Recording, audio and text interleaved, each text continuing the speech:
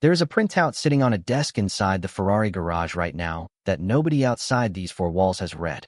It does not show what the world just watched on the timing screen. It does not show two red cars locking out the top of Friday practice at the Hungaroring. It shows something else entirely. A number buried 3 tabs deep in the telemetry, the one column every engineer checks before they let themselves believe a single lap time. And that number is not telling the same story the world just celebrated. Somewhere between the garage and the cameras, the truth about Ferrari's weekend split into 2 completely different versions. Only one of them is real, and it is not the one that made headlines. That split begins, as it always does, with the version everyone actually saw. On the timing screen, the story looked simple. Charles Leclerc was fastest in FP1 with a 1 minute and 19.075 seconds, Max Verstappen trailing by 0.484 seconds, and Lewis Hamilton completing a red takeover in third. It was the kind of session that writes its own headline before the cars even returned to the garage. But the session itself was far from clean. Red flags punctuated the running, starting with Leclerc's car stopping out on the pit lane, a moment that briefly threatened to unravel Ferrari's own morning before it had properly begun. Then came Lance Stroll, whose reworked Aston Martin AMR 26 suffered what looked like a rear suspension failure, sending him into a spin that chewed further into the already limited green flag running. Every minute lost to a red flag is a minute no team gets back, and by the time the session ended, several teams were left working with incomplete pictures of their own cars. None more so than Mercedes. Kimi Antonelli, the championship leader, missed FP1 entirely, handing his session over to reserve driver Frederik Vesti. That meant the man currently leading the Drivers' Championship started his own race, weekend an hour and a half behind the rest of the field, watching data come in through someone else's hands before he'd turned a single lap of his own. Then came FP2, and the story sharpened into something the Paddock couldn't ignore. Hamilton went fastest with a 1 minute and 18.729 seconds, Leclerc just 0.148 seconds behind him. A genuine Ferrari front row, with nobody else within half a second of either car. For a team that has spent long stretches of this season chasing rather than leading, this was the version of Friday that made every headline. 2 red cars, comfortably clear, on a Friday that felt like a statement. It is worth sitting inside that feeling for a moment, because it is the emotional peak the rest of this story quietly dismantles. If you stopped watching after FP2, you'd walk away believing Ferrari had simply solved something. The timing screen doesn't lie about lap times, but it also doesn't explain them. The first hint that something didn't add up came not from a stopwatch, but from the radio. George Russell could be heard telling his engineer the car felt dreadful, struggling with balance under braking through the tighter sections of the Hungaroring. Across the same garage, Antonelli radioed in with a simpler, more unsettled question, asking what was going on after nearly spinning twice through the same corner. These aren't the noises of a team quietly building confidence in the background. They're the noises of a team that sounds, on the surface, like it's losing its grip on the weekend. Russell went further once the microphones were in front of him, admitting on camera that Ferrari looked a good step ahead, and that the single-lap pace simply wasn't there for Mercedes. It's a rare thing in this sport, a championship leader's teammate essentially conceding defeat out loud, on the record, before a single qualifying session has even taken place. And it's exactly the kind of quote that gets replayed, clipped, and treated as confirmation of what the timesheet already seemed to prove. But here's the question that should have been asked before anyone accepted that quote at face value. If Mercedes was actually struggling the way that radio chatter suggested, why did their long-run engineers not sound worried in the garage? Race engineers don't stay calm to be polite. They stay calm when the data in front of them tells a different story than the one being broadcast to the world. And on this particular Friday, it did. To understand why, you have to understand the difference between what wins headlines and what actually wins races. A qualifying lap is a burst, low fuel, fresh tires, every system pushed to its absolute limit for a single flying lap that lasts under 90 seconds. A long run is the opposite.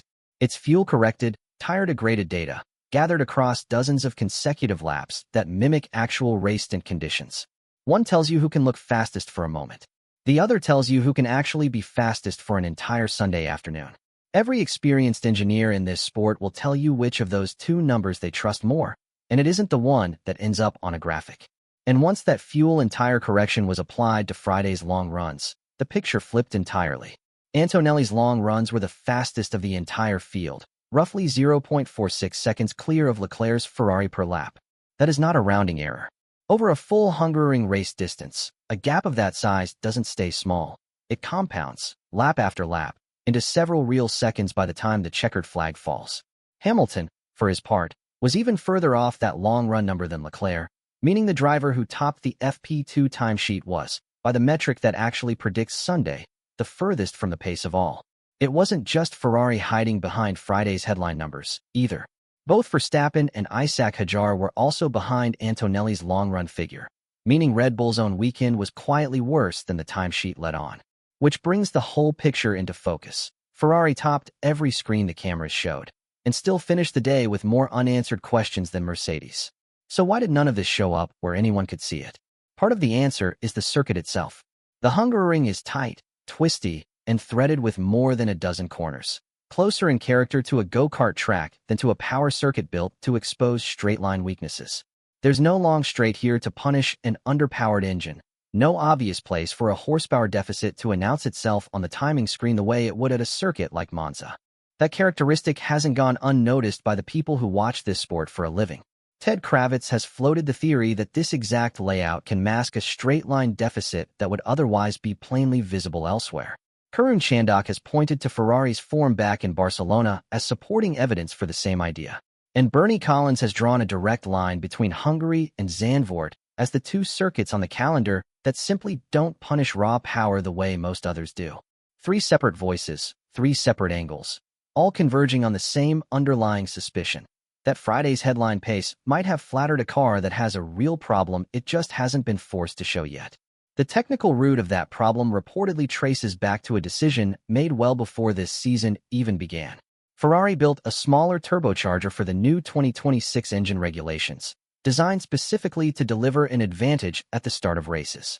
It was a clever piece of engineering, built around a very specific moment, until the FIA mandated a 5-second start procedure that neutralized much of that intended launch day edge almost as soon as the season got underway. What's left in its place is a different kind of weakness, one that shows up not in a single explosive moment, but under sustained load. The hybrid system's electrical boost, according to the reporting around this issue, tends to run out under prolonged demand rather than during one short qualifying burst. That is precisely the kind of weakness a long, heavy-fuel stint at a circuit like the Hungaroring is built to expose, and precisely the kind of weakness a single flying lap on fresh rubber is built to hide. Ferrari does have a fix in the works, but not one that arrives anytime soon. The reported rework involves the same impeller diameter on the turbocharger, but with a different blade count, altered blade angle, and new materials. Changes aimed squarely at the underlying issue rather than papering over it. The problem is timing.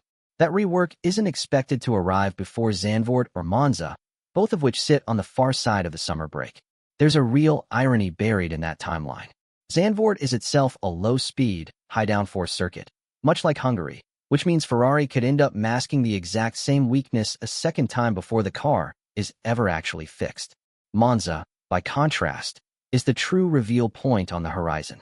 It's a genuine power circuit, one where a straight-line deficit has nowhere left to hide behind clever aerodynamics or a forgiving layout, which means the real, unfiltered answer about this engine doesn't arrive until deep into the second half of the season. In the meantime, Ferrari has been trying to answer an engine problem with aerodynamics, a stopgap rather than a cure. At Spa, that meant an updated rotating rear wing and the removal of a device at the exhaust head specifically to cut drag. For Hungary, it meant a small additional winglet, built specifically to compensate for a circuit with no straights long enough to punish the car's real weakness. The insight underneath all of it is simple but important. An aero tweak can hide a weakness on the right layout, but it cannot cure one everywhere. Every strong Ferrari weekend before the summer break now carries an asterisk, whether the headlines choose to print it or not. Which brings the story back to the two people who actually understood all of this in real time and chose not to celebrate.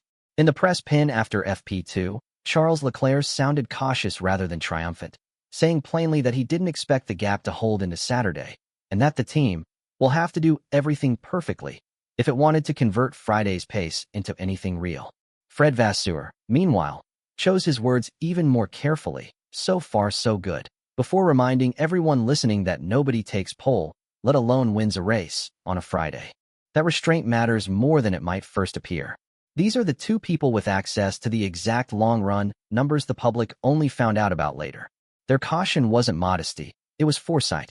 While the rest of the world was busy reacting to a timesheet, the two men who actually understood what that timesheet didn't say were already bracing for Saturday.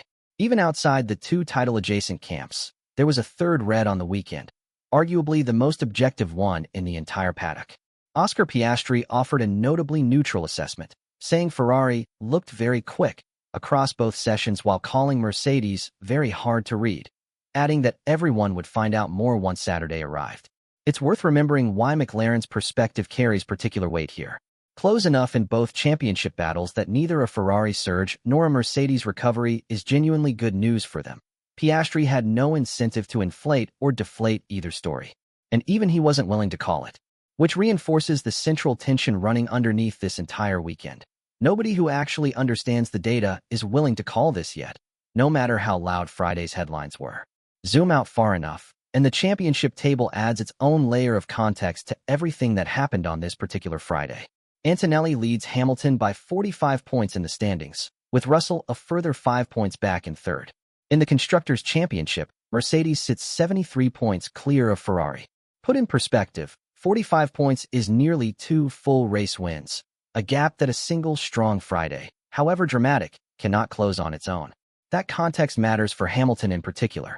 He has been public about his belief that he can still fight for the championship in a weekend like this. One strong session, undercut almost immediately by long-run data telling a very different story, is exactly the kind of evidence that belief needs to survive contact with the scoreboard. And the window for that fight is shrinking by the week. Every session before the summer break represents one of a diminishing number of chances for Ferrari to actually cut into that lead, rather than simply talk about doing it. Which leaves this weekend balanced on a single, unresolved question: which sheet actually wins? The one that put two red cars on top of Friday, or the one that put a Mercedes on top of the only session that resembles what Sunday will actually demand? Qualifying rewards the first number. The race runs on the second. And Ferrari's car still hasn't received the fix it needs to close that gap. A timesheet only tells you who was fastest for one lap on one afternoon, with everything set up to make that lap look as good as possible. It never tells you who wins on Sunday. Both numbers from this Hungaroring Friday came from the exact same track, generated on the exact same afternoon, and they are still pointing in opposite directions. Formula One's real stories rarely live on the surface. They live in the numbers nobody puts on a graphic, in the caution of a team principal who knows more than he's saying, in the gap between what a stopwatch shows and what a race actually demands. This weekend isn't over, and whichever version of Friday turns out to be real won't stay hidden past Sunday afternoon.